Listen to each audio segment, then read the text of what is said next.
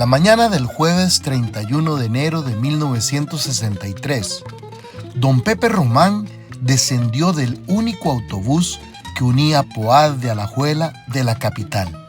Era un hombre de rostro curtido y pasos firmes, y en sus brazos cargaba un saco de gangoche, aferrado a sí mismo como si llevara todo el peso del mundo. Las calles josefinas bullían con su rutina.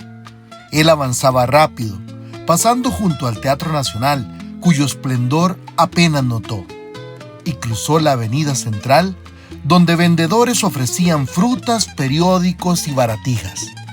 El ruido de los tranvías y las bocinas no lo distrajo.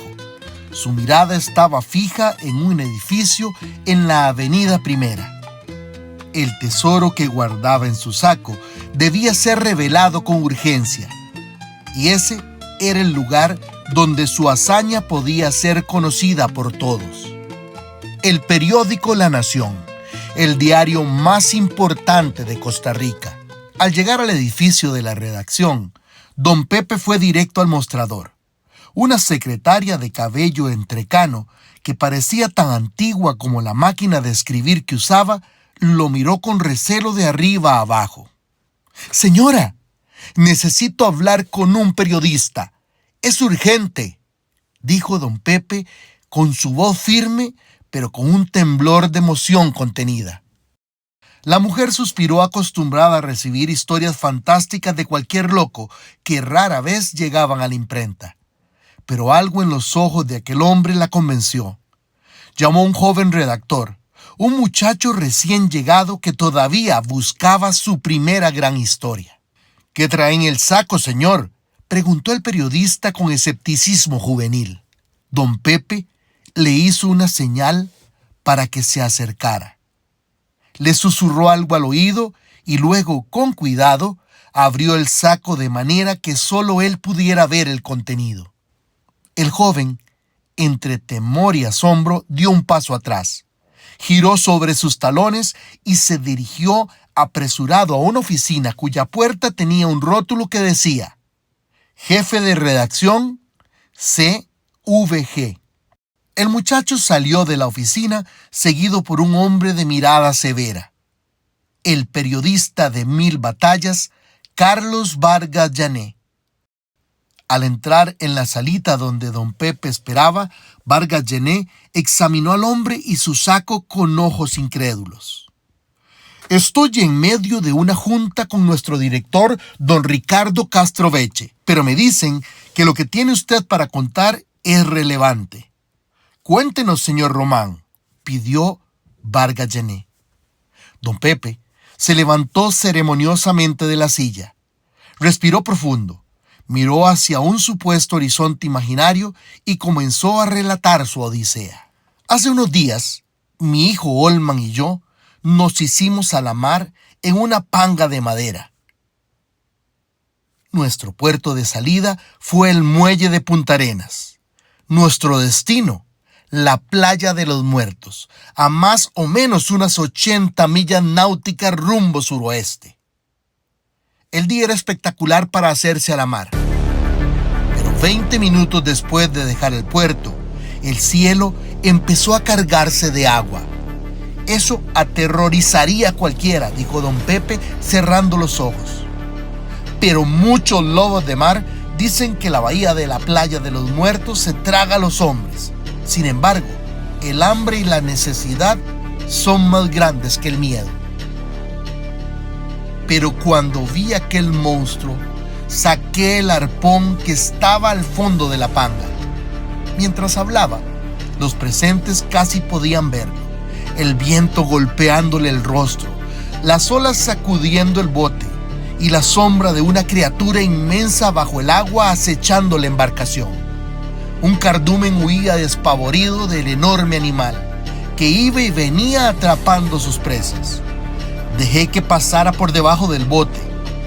Levanté la lanza y con todas mis fuerzas la arrojé contra la bestia del mar.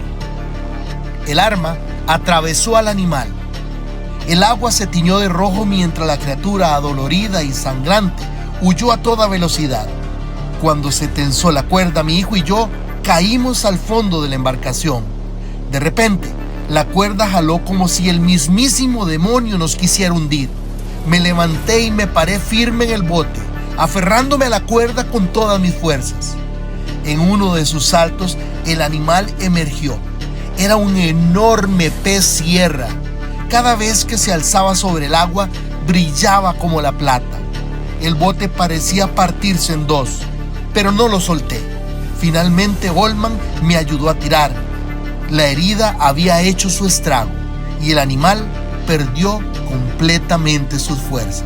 En cuestión de segundos, quedó derrotado. Los rostros en la sala eran de absoluto asombro y admiración. Pepe Román concluyó su relato de la siguiente forma.